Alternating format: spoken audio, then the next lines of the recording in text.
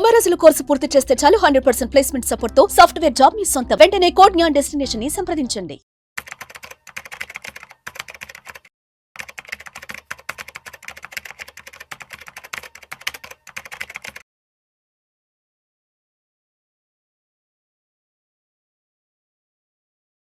నమస్తే, welcome to Vishnu talks.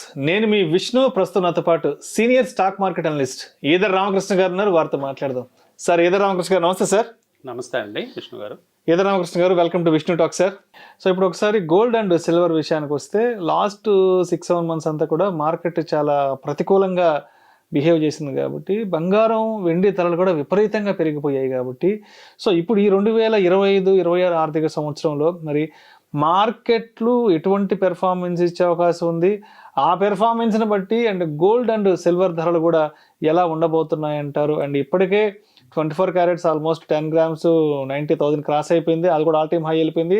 వెండి విషయానికి వస్తే 1,05,000 1,06,000 దాకా ట్రేడ్ అవుతుంది. కాబట్టి ఏంటి ఈ 25-26 ఆర్థిక సంవత్సరంలో గోల్డ్ ధరలు తగ్గే అవకాశం ఉందా, మరింతగా పెరిగే అవకాశం ఉందా, మార్కెట్లో ఉన్న సిచ్యువేషన్స్ని దృష్టిలో ఉంచుకుని? గోల్డ్ కానీ సిల్వర్ కానీ భవిష్యత్తులో సమాంతరంగా పెరిగే అవకాశాలు కనిపిస్తున్నాయండి. ఎందుకంటే ఇదివరకు సిల్వర్ కనుక చూస్తే అండర్ పర్ఫార్మెన్స్ కనిపించేది. ఇప్పుడు మీరు 10 years డేటా తీసుకున్నట్లయితే గోల్డ్కి సిల్వర్కి దాదాపుగా 3% ఆఫ్ యావరేజ్ రిటర్న్ అనేది తేడా ఉండేది. సపోజ్ గోల్డ్ 10 yearsలో యావరేజ్ 9.8 ఇస్తే సిల్వర్ 6.8-7 ఆ ప్రాంతాల్లో ఉండేది దాని return. So gold out performance అనేది చాలా సంవత్సరాల నుంచి కొనసాగుతున్న అంశం. సో సిల్వర్ అండర్ పర్ఫార్మెన్స్ అనేది గత డెకేడ్లో కనిపించినప్పటికీ లాస్ట్ 5 years డేటా కనుక తీసుకున్నట్లయితే సిల్వర్ కూడా ఈక్వల్ పర్ఫార్మెన్స్ గోల్డ్తో సమాంతరంగా ఇస్తూ ఉంది. So gold 13% average return last 5 yearsలో గోల్డ్లో రిటర్న్ వచ్చింది. అట్లాగే లాస్ట్ 1 yearలో తీసుకుంటే 35% నుంచి 40% రిటర్న్ గోల్డ్ సిల్వర్లో కనిపించింది. అంటే గోల్డ్తో సమాంతరంగా సిల్వర్ కూడా పెరుగుతూ ఉంది. అంటే సిల్వర్ అవసరాలు రోజు రోజుకి పెరుగుతున్నాయి. లాస్ట్ 5 yearsలో మీరు కొత్త థీమ్స్ కనుక అబ్జర్వ్ చేసినప్పుడు ఎలక్ట్రిక్ బ్యాటరీస్ వస్తున్నాయి, అలాగే సోలార్ ప్యానల్స్ వస్తున్నాయి. వీటిల్లో ముఖ్యంగా సిల్వర్ పాత్ర ఎంతో ఉంది. ఇండస్ట్రియల్ యూజు ఇంకా చాలా అవసరాలు మనకి ఉన్నప్పటికీ, అంటే రైట్ ఫ్రమ్ మెడికల్ ఫీల్డ్ నుంచి డెంటిస్ట్రీ దగ్గర నుంచి, తర్వాత ఇండస్ట్రీల్లో సెమీ కండక్టర్ సర్క్యూట్ బోర్డ్స్ వాటిలో ఉపయోగించే గోల్డ్ కాడ నుంచి, తర్వాత వాటర్ ప్యూరిఫైయర్స్లో ఉపయోగించే సిల్వర్ కానీ, అలా సిల్వర్ యూజ్ అనేది ప్రతి రంగంలో ఉందండి. అంటే జనరల్గా ట్రెడిషనల్గా మనకు తెలిసిన జ్యువెలరీ కానీ, పూజా సామాగ్రి, తర్వాత టేబుల్ వేర్, ఇట్లాంటివి కాకుండా ఇండస్ట్రీల్లో పాత తరం ఇండస్ట్రీస్లో మనం ఈ సెమీ కండక్టర్స్, సర్క్యూట్ బోర్డ్స్, తర్వాత ఫోటోగ్రఫీ ప్రింట్స్ తీయడం, వాటిలో అన్నిటిలో సిల్వర్ పాత్ర ఉంది. కానీ కొత్తగా ఇప్పుడు మనకి టీవీ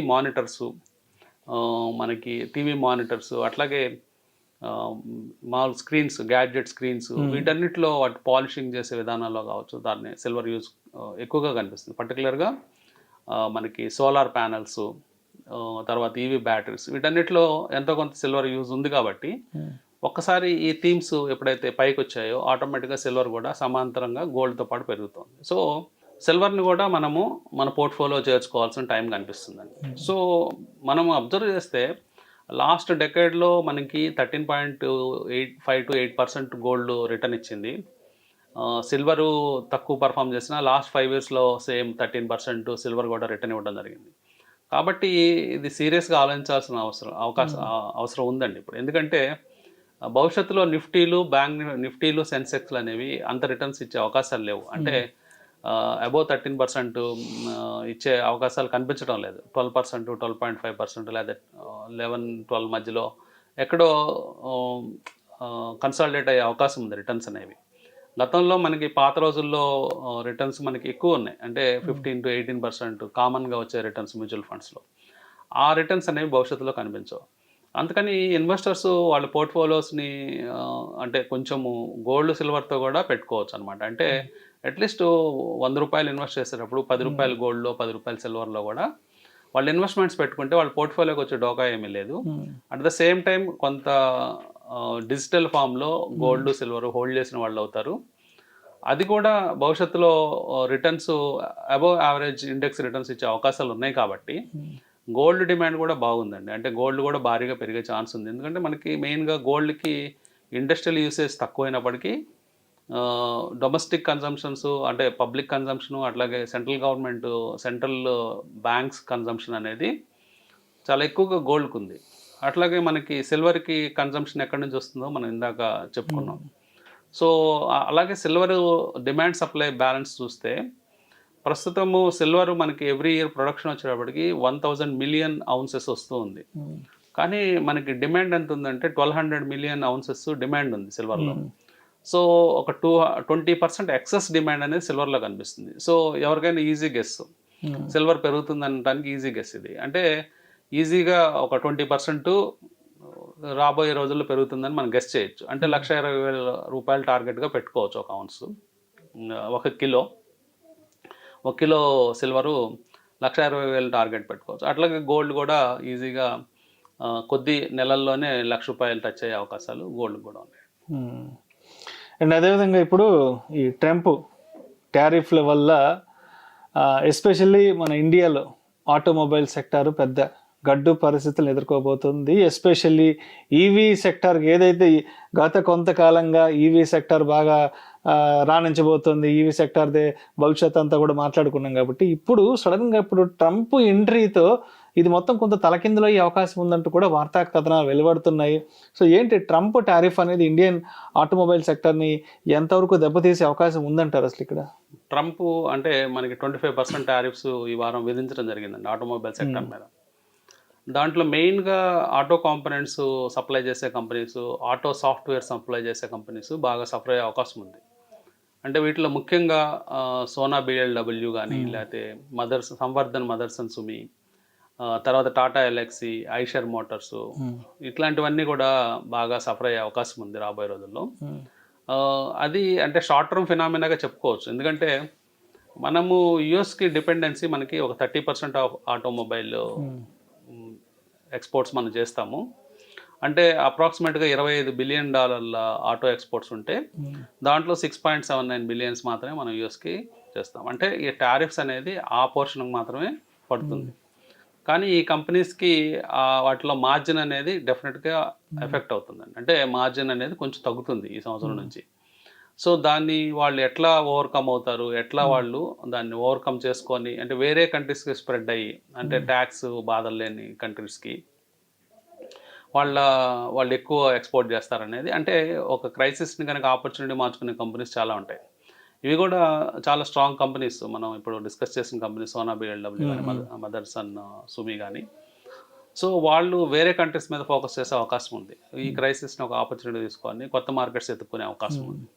కానీ ఇక్కడ కొత్త మార్కెట్స్ ఎత్తుక్కునే ప్రాసెస్లో అసలు ప్రాబ్లం ఏంటంటే చైనా వాళ్ళ వెహికల్స్ చాలా చౌక ధరల్లో చాలా అంటే తక్కువ రేట్లకి అవైలబుల్ ఉన్నాయి. చైనా నుంచి వస్తున్న పెద్ద ప్రాబ్లం ఏంటంటే మనం BYD వెహికల్స్ మార్కెట్లో చూస్తున్నాం. సో ఒక BYD బేసిక్ వర్షన్ వెహికల్ని మనకి యుఎస్లో 1/3 ప్రైస్కి, టెస్లా బేసిక్ వర్షన్కి 1/3 ప్రైస్లో వాళ్ళు ఇవ్వడం చూస్తున్నాం. అంటే ఎంత కాంపిటేటివ్ రేట్లో వాళ్ళు ఇవ్వగలుగుతున్నారు.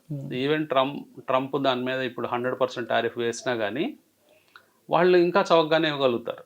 అదొక అడ్వాంటేజ్ చైనా కంపెనీస్కి ఉంది. తర్వాత చైనాలో ఉన్న గొప్ప అడ్వాంటేజ్ ఏంటంటే ఆ గవర్నమెంట్ విపరీతమైన సబ్సిడీస్ ఇస్తుంది. వేరే దేశాల్లో మార్కెట్ షేర్ సంపాదించడానికి విపరీతమైన సబ్సిడీస్ ఇచ్చి కంపెనీస్ ఎంకరేజ్ చేస్తుంది. అది కూడా వేరే దేశాల్లో, మన దేశంలో అలా ఉండదు. మన దేశంలో అంత సబ్సిడీ ఇచ్చే గవర్నమెంట్ కాదు మనది. వాళ్ళ పర్ఫార్మెన్స్, వాళ్ళ స్ట్రెంత్ మీదే పోరాడి గెలవాల్సిన ఇక్కడ పరిస్థితి కనిపిస్తుంది. అదే చైనాలో అలా కాదు. చైనాలో ఒక కంపెనీ బాగా పర్ఫామ్ చేస్తుంటే వాళ్ళకి బోనస్లు, సబ్సిడీలు ఇచ్చి గవర్నమెంట్ ఇండైరెక్ట్గా ఎంకరేజ్ చేసి వేరే దేశంలో వాళ్ళు పాగా వేసేటట్టు చేస్తారు. సో BYD మనకి తెలంగాణ కూడా వస్తున్నట్టు మనం వార్తలు వింటూ ఉన్నాం.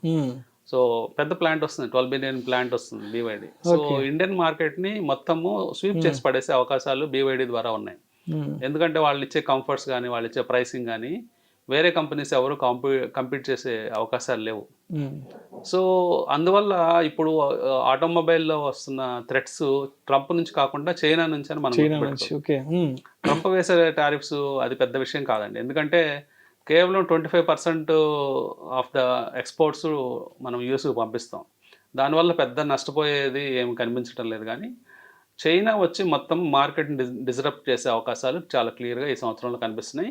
చాలా ఆటోమొబైల్ స్టాక్స్ సఫర్ అయ్యే అవకాశాలు కూడా కనిపిస్తున్నాయి. వీళ్ళు ఈ లోపలే స్ట్రెంగ్తన్ అయ్యి ఇండియాలో డొమెస్టిక్గా మనకి సేల్స్ పెంచుకునే కంటే ఇది విదేశాల్లో సేల్స్ పెంచుకునే అవకాశాలను ఎత్తుక్కోవాలి.